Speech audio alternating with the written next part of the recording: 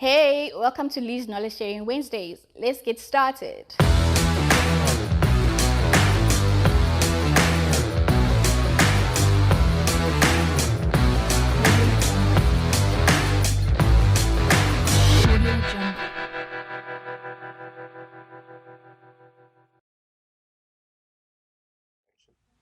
Hi everyone, welcome to Lee's Knowledge Sharing Wednesdays. I am Ulihle Matomane and I'd like to thank everyone for tuning in. So today we're doing things a little bit different.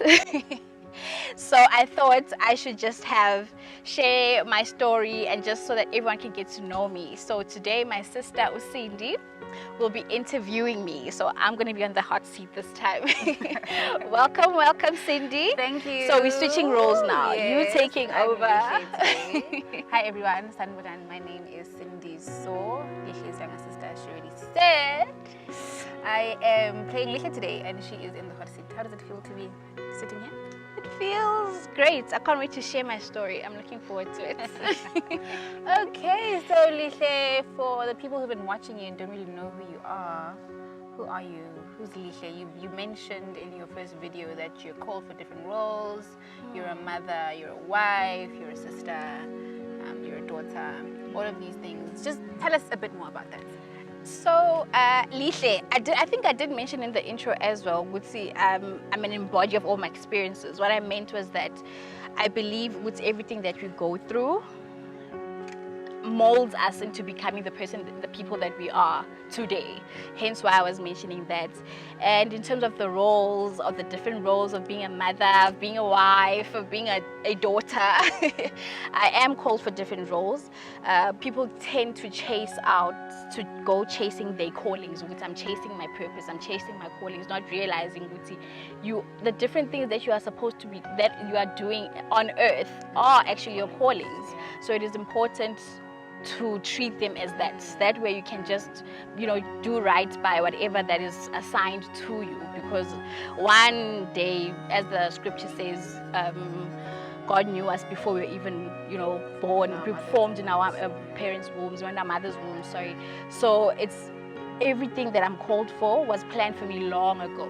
So hence what I mentioned, that's who I am. I'm a wife, I'm a mommy, I am a friend, I'm a sister, I'm a colleague, I'm a lot. we have all these roles, all these hats that we are assigned to. So that's basically me.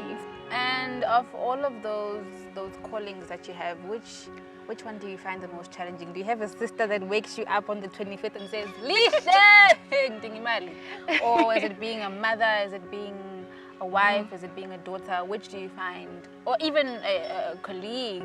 Being what is it that you find really challenging of all of them?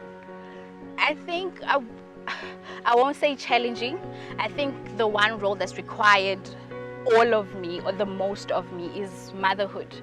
I have 3 daughters and they are all under 4. My firstborn is 4, my secondborn is turning 3, and my thirdborn is a year old.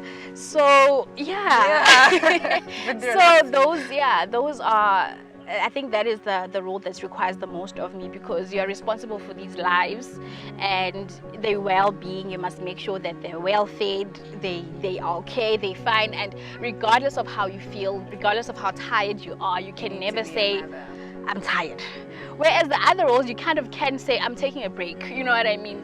But with motherhood, there is no way. These humans are literally here looking at you, and they expect you to be at your best. So I think that's the one that's really I feel that requires the most of me, and because they're still very young as well, so I really have to still be there in their lives full time, very active. Yes. Yeah, so that is it. Wow. And then we know the channel is all about career guidance and all of that. So you are an auditor? I'm an auditor. I'm an internal auditor by profession. So I studied auditing. I studied at the Durban University of Technology. It's funny, I'm laughing when I say this, because I was, for the longest of time, I was very shy and embarrassed to say where I studied. And I think it's just because it's always been, you're only something if you went to certain university. So it was always difficult for me to say I studied at a University of Technology, because it's like, yo, abantu bazothini. It's embarrassing. I don't want to say. Even at work, when people will discuss, would say, oh, so where did you study? They'll mention. I'd be like, Durban. Not exactly where. Isn't it funny that you were then placed with people who actually went? Yes, it's fun to show the irrelevance of where I studied. I was at an audit firm with the very people who went to these big universities. So then I think as you grow, you realize, okay, there's certain things, certain insecurities are really not necessary. We put them on ourselves, but they are irrelevant. Yes. So I studied at DUT. I did auditing, and then I basically did my diploma, and then I did my Bachelor of Technology, which is a BTech. And then I was fortunate enough to go to an audit firm, and that's where I started my a graduate training program for 3 years in Durban still. And then I went on, I asked for a transfer to Johannesburg, and then I came to the audit firm still. And yeah, that's where I was. So in terms of career guidance, in high school, I didn't know what I wanted to do. I think it's important that girls, and everyone, in fact, not even girls, boys and girls, get the proper guidance. Even parents, if you can just try to give the support to your children and be there for them, and just allow them to be and allow them to do what they feel they're passionate about. For me, it was different because I did not know what I wanted at all. So my mom helped in terms of giving me options. So when I was in grade 10, what I did was I chose subjects which would cover me, regardless of which way I wanted to go. Okay. We had that option. I did biology, I did science, I did maths and accounting. Oh, so then I was kind of yeah. covered. Good, whatever I decide to do in matric, after matric, I'll be fine. So grade 11, I realized that I don't like science. Grade 12, I realized I hated it even more. And then I went accounting. So my mom was like, okay, which part of what in accounting can you do? So she gave me different options, and we saw auditing. The only problem was that I applied late because of not being so uncertain. By the time we finished exams, I hadn't even thought of applying at a university. Sure. Hence why I say it's important for people to have the right guidance. Yeah. So then in January, we're starting to hunt. We went to all these universities in Pretoria, Joburg, everywhere. Yeah. And then we couldn't find space because it was late. And then my dad was like, you know what, we can't just sit. Yeah. We have to do something. I remember we drove to Durban, we went to DUT, and we applied. And yeah, of course, you were there behind. And we applied there, and I was accepted. So that's how I got into internal auditing. So when you applied at DUT, did you know you wanted to? No. What were your options? So even I got to DUT to show how confused I still was, because when you apply for your first choice, and then you select two other courses. I even applied for journalism. What? I have no idea why, but because I was just unsure. So luckily they took me in internal auditing. And funny enough, when I got into auditing, I loved it so much that even when I was in high school, I was quite an average student, 50%, and those were fine. But when I got to tertiary, it seemed like I even understood accounting even more. Yes. And I enjoyed it. I don't know whether it was because of the lecturer that was there, but I just enjoyed the course. You did really well. I enjoyed it. Wow, wonderful. So here you are, you find yourself in Durban. You come from a very small town in Mpumalanga. How are you adjusting? Yeah, adjusting was, it was better in that because in Durban people are generally very warm. My love for KZN people, you guys are amazing. They are so warm. So I was fortunate in that even the friends I found, they were very welcoming, because I remember my parents leaving them on that Sunday. It was like, oh my goodness, I'm all alone. This is it. But I was fortunate, as I said, my roommates were great and they all were welcoming, and so that wasn't an issue. I adjusted quite easily with that because people that I kind of befriended were great. The only thing was just the distance, in terms of, because on weekends most of my friends went home because they're all from around like Pietermaritzburg. So that's when I'd really feel that loneliness. So, oh my goodness, my parents are far and I can't go anywhere. I don't know anybody. so I do encourage students to also just find a hobby, something that they like, so that they don't get entangled in other things. You end up just to, you know, cut out the boredom. You end up doing things that you don't want to do. So get something that you enjoy, do it. I used to just go to like the mall close by and have an ice cream, whatever, because I love my own space anyway. So I really wasn't such a big deal. So, but find a book, do something to keep you busy, because, you know, idle mind, not good. Idle mind, we don't want to be bored. So yeah, I think that was fine. I did have one big challenge in Durban, but that was only third year. But otherwise, I did adjust well.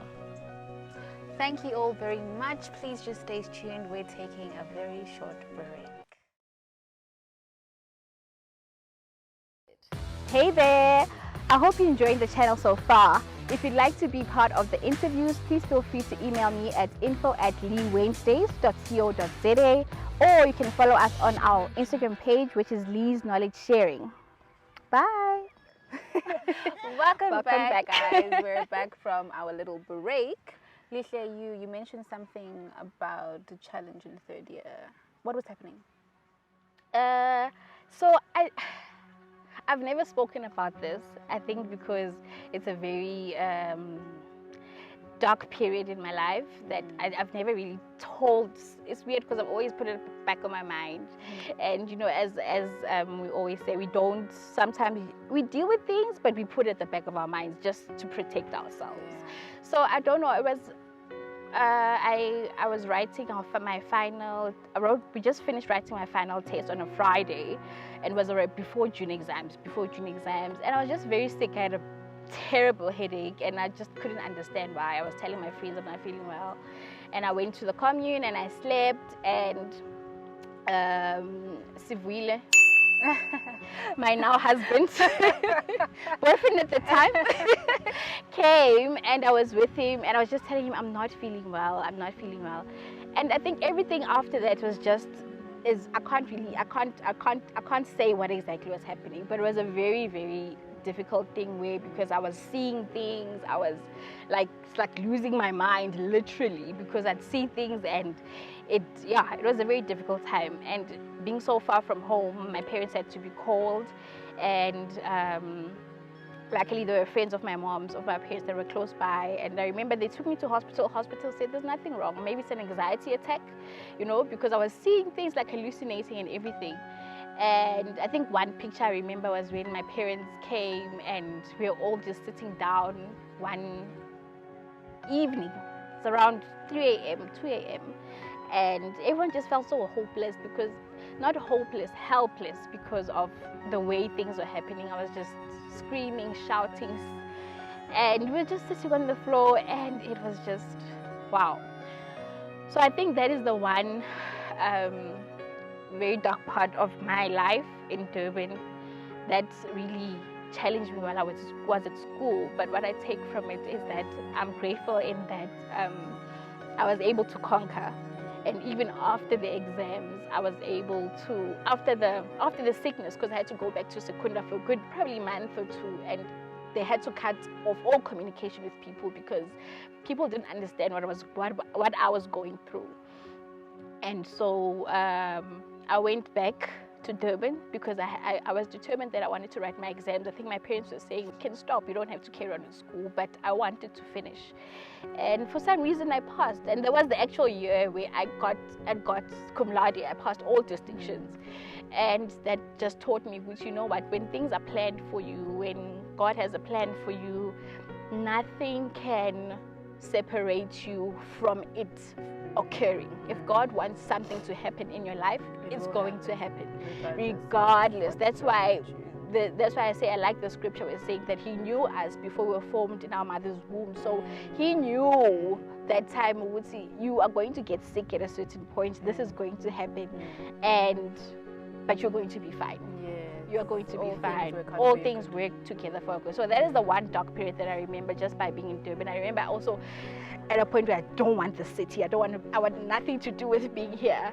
But yeah, we conquered, and we soldiers, and we are here. I still get moments, I think people won't understand because there's certain things that trigger me. I can't look at certain animals, I can't look at certain things because they trigger that. But luckily I have somebody who's always been there, who's really that when it's fine, I'll be visiting somebody, or don't be surprised when it comes to your house and you're watching TV and then really says, don't look, switch off. Because he knows what triggers these things. So I'm grateful. I'm really grateful for the support, the family, everybody. I'm sorry to make you cry. Yeah, well, sure. It's a difficult period. Yeah. But I'm just glad. I can't get into detail. It's because things that it's very vague. I can't explain what was happening in my life. I honestly can't. But we are here. And we conquered. Sure. We conquered. Yeah, I think what's making me emotional is that we're sitting here, and at that point, I never thought, it was that bad. But yeah, here we are. So yeah, things happen, and I think they mold you into becoming who you are. True. Because you also wouldn't see the need of doing such things if you hadn't been in a dark place. Yes. So, I always say, if somebody once said to me, you're starting this channel for spotlights, and I thought to myself, if you actually knew me, know nothing about the character, the person that I am, you know that this is more than, this is just so above me. It even surprises me as well. I'm to myself. So I wouldn't just go out there and do this.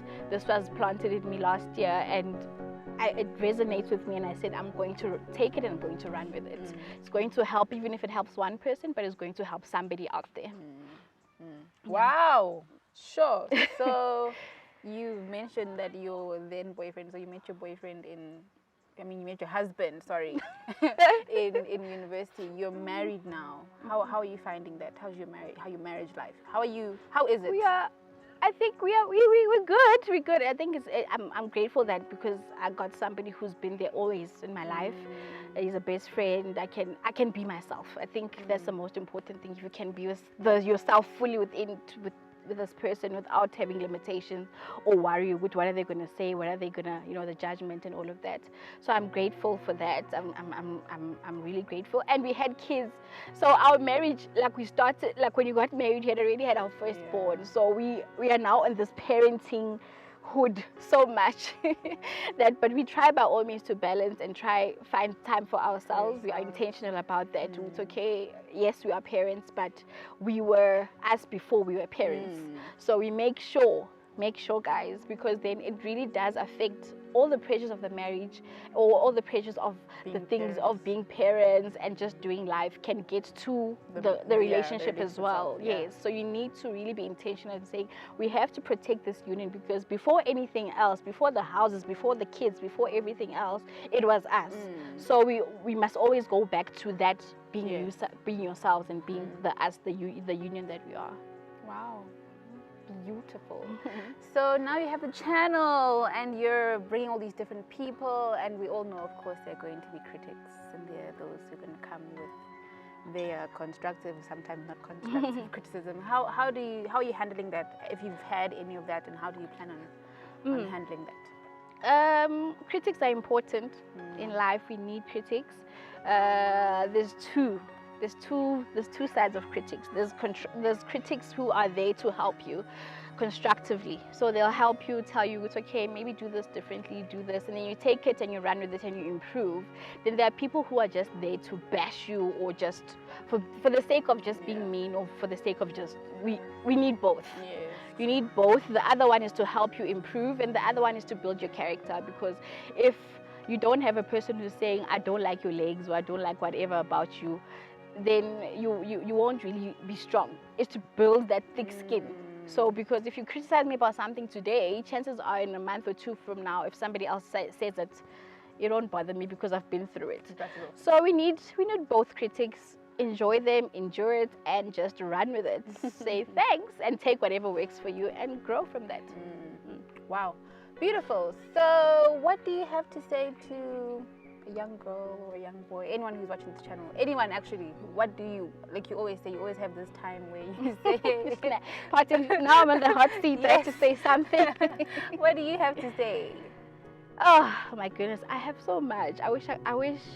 I think one day, as I said, I want to just I want people to you must be so confident in yourself, in what you bring to this world, that nothing around you affects you or determines what you do. I forgot to even mention, when you're talking about critics, that my why is so strong. My reason for starting this is so strong that whatever anybody else says really doesn't matter. So even for people, your reason for starting something, if you want to do something, do it. And if somebody says anything else, it doesn't matter. You know why. You have a reason, and you must not be distracted by any other, people around you. We need so much confidence. That's why I say there's just so much things that girls need to know out there, and they need so much encouragement to know who they are, to remember who they are, because the world is difficult out there. The world is really harsh. It's brutal. So be confident in who you are, in what you bring to the table, and just grow and be proud of little milestones. Every achievement counts. The small things count. Celebrate the small wins. Celebrate the small wins. Don't be like, oh no, I need to be at a certain point only. That's why I also said when I started the channels, because we tend to be so easily motivated by celebrities that we don't see the small things around us, with the people who are doing so much out there. You yourself are doing so much. So celebrate the small things, be confident, and so celebrate the small wins and be confident, and just be yourself. Flourish. Yes. Wonderful being here on your channel, Lihle. Thank you so much for allowing me to interview you and have you on the hot seat. Thank you, Cindy. Thank you so much. Thank you for allowing yourself to do this. She's been such a natural. Thank you so much for tuning in, everybody. And have an awesome Wednesday. Wow.